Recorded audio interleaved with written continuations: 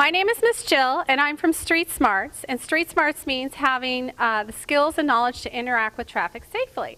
And today we're going to make you guys Street Smart safety experts, and we're going to talk about all kinds of dangers on the road and how to prevent them. First of all, when you guys are out interacting with traffic, mostly you're going to be doing scootering, skateboarding, inline skating, and riding your bike. So we need to make sure that you're safe when you're doing those. We have 4 fabulous reasons why you should be riding your bikes and walking instead of riding in a car. The first one is because it's fun, and that's my favorite reason. The next one is because it's good for your body. It's good exercise. Third is because it creates less pollution. And fourth, because there's less traffic congestion at your school. We are going to talk about some of the dangers on the road. And I brought with me my friend, Sam the safety car, and he is a Street Smart safety expert. And we're going to try to make you guys Street Smart safety experts today. And we need some help to wake him up, okay? 1, 2, 3. Wake up, Sam! Hey, Sam, how are you? Oh, good morning. Oh, hi, kids. How's everyone doing today? Good. That's good to hear. Sam, we're at John Baldwin School, and we're trying to make these kids Street Smart safety experts, and I was hoping you could help us. Oh, I'm a Street Smart safety expert. I'd love to help. Great. Maybe you can tell the kids the number one danger on the road. Well, of course. The number one danger on the road is cars. You know, collisions between cars and kids usually happen because somebody isn't paying enough attention to what's going on around them. You know, I bet sometimes you guys are so excited to go out and play that you ride right down your driveway and into the street without stopping. That's right, kids. That is one of the most common causes of collision between cars and kids, right, Sam? That is right, Miss Jill. You know, it's important to make sure that you are always paying attention. You know, drivers in cars are people just like you, and sometimes they can make mistakes too. That's right. And sometimes drivers are driving a little too fast, and that's what we call speeding. Sometimes they are talking on the phone or texting, which they're not supposed to be doing in the car, or they can be eating breakfast or even shaving, right, Sam? Shaving in the car? That's so silly. You know, I don't shave. I just use my windshield wiper. You're silly, Sam. Yeah, you know, but seriously, that's why it's important for you to take responsibility for your own safety. No matter what, every time before you step or ride out into the street, you know, down driveways or off curbs, every time, you must always stop, look, and listen. Stopping before the street is very important because you need to be standing in a safe place when you start to look for possible dangers. That's right. So when you guys are out on the streets, we want to make sure that you guys are safe. We want to teach you how to cross the streets to look for possible dangers. So the first thing you guys are going to do is everybody, we're going to go ahead and I want you all to look left, okay? So everybody look left. Look left. And then before you cross the street, you're going to look to the right. You're going to look behind you, and I want you to turn at the waist, not at the neck, like that. And then you're going to look left again, okay? So look left. Then what you do is before you cross the street, you're going to stop, look, and listen. And then when you're walking across the street, you're going to do something called scanning. And scanning is when you're looking for possible dangers. So you're going to look left to right as you're walking across the street, looking for possible dangers that might suddenly come up. Okay? Yeah, and even if you can't see a car coming, if you use your ears and listen, you might be able to hear the motor before you can see the car. That's right. So Sam, should we get a volunteer to come up? I think so. Okay, how about you? Why don't you come on up? Do we have any volunteers? Great, come on up. So what's your name? Spencer. Hi, Spencer. This is Sam. Hi, Spencer. Nice to meet you. Nice to meet you too. You think you can help us cross the street? Yep. Okay. Now, when you're crossing the street, we're going to be crossing today just at a regular crosswalk, okay? Okay. So what are you going to do first? Scan. You're going to look to your left. You're going to look to your right. You want to look behind you. Make sure nothing's coming, sneaking up on you. And then you're going to look to the left. Okay, and then I want you to listen for possible dangers. Okay, perfect. And then when you're walking across the street, you always scan. Perfect, Spencer. Thank you so much for helping us. Now we're going to teach you a few more safety tips so that all of you can be street smart safety experts. Right, Sam? That is right. You know, after you follow all the steps for stop, look, and listen, you should still only step into the street if no cars are coming. Never step out in front of a car, no matter how far away it seems or how slow you think it's moving. Remember, even a car that is moving very fast can look like it's standing still from far away. And finally, even after you start crossing, a car might still appear, and that's why it's so important to be scanning. But, you know, we want everybody to be safe all the time, and so when we make you street smart safety experts, we hope you'll go home and share that information with your friends and family. So here's another important thing to remember. Even if you see a car approaching, that doesn't necessarily mean the driver of that car can see you. There are lots of things like bushes or trees or parked cars or fences which might be hiding you from view. That's why you never run out into the street. Not to chase a ball, not to chase your best friend, not to chase your pet dog. Never. Cars are so heavy, even slow-moving cars can take a long time to completely break. Isn't that right, Miss Jill? That's right. Now, when you guys are out there, you guys can stop really quickly on your bikes and your scooters and your skateboards. Cars can't. Cars are big and heavy. It takes them a long time to stop. A car going 25 miles an hour, like in front of your school, is going to take 30 feet to stop. That's the braking distance. Now, if the car's speeding, that means going a little faster, and they're going 35 miles an hour in front of your school, it's going to take them 60 feet to stop, and that's a long distance. And if you're out on the busy road and a car's going 45 miles an hour, it takes that car 100 feet to stop. Wow, that's so far. That's right. So we need to make sure you guys aren't jumping out in front of the cars because the cars need a long distance to stop. Right, Sam? Yeah, and you know, to help drivers see you in time to stop safely, there's a few rules that you can follow. First, you should always stay on the sidewalk, especially when you're traveling on a busy road. That's right. And you guys should also try to wear light colored clothes or brightly colored clothes. And if you have anything reflective, that'll even help the driver see you better, especially at night. And if you guys are crossing the street, always use the crosswalk. Yeah, you know, even if there are no crosswalks around, you should still only cross at a corner. Never jaywalk.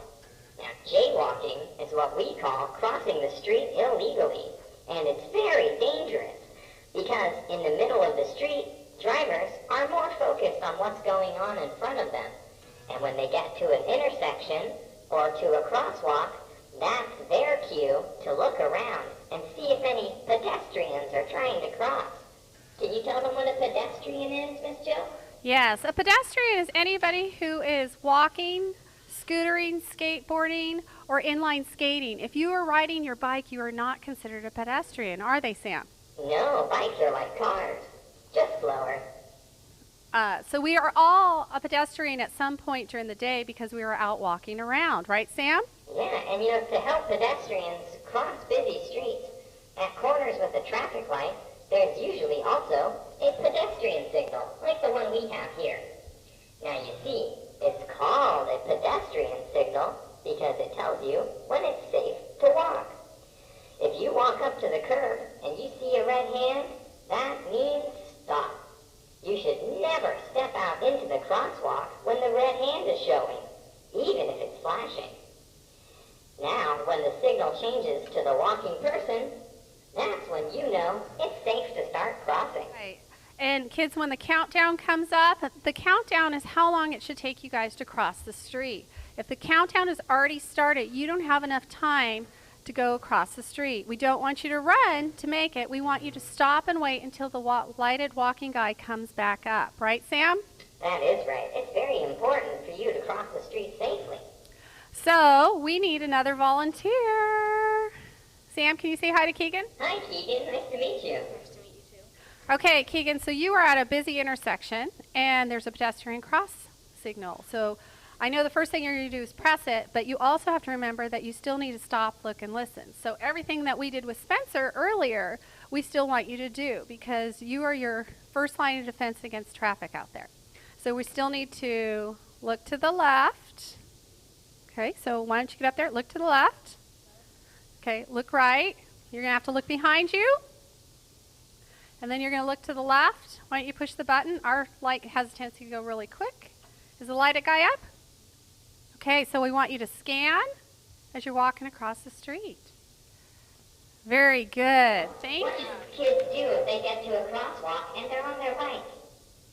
Oh, if you guys are riding your bikes, you need to get off your bikes and walk it across the street. If you have your scooters, your skateboards, please make sure you're doing that because if you fall and you're in the middle of the street and you're down low, you can get hurt. Cars can't see you if you're down low. So we always ask you to walk your bikes, scooters, skateboards across the street for safety purposes, right, Sam? That is right. And you know, speaking of riding your bike and falling, there's another important subject that we should talk about, and that is wearing your helmet.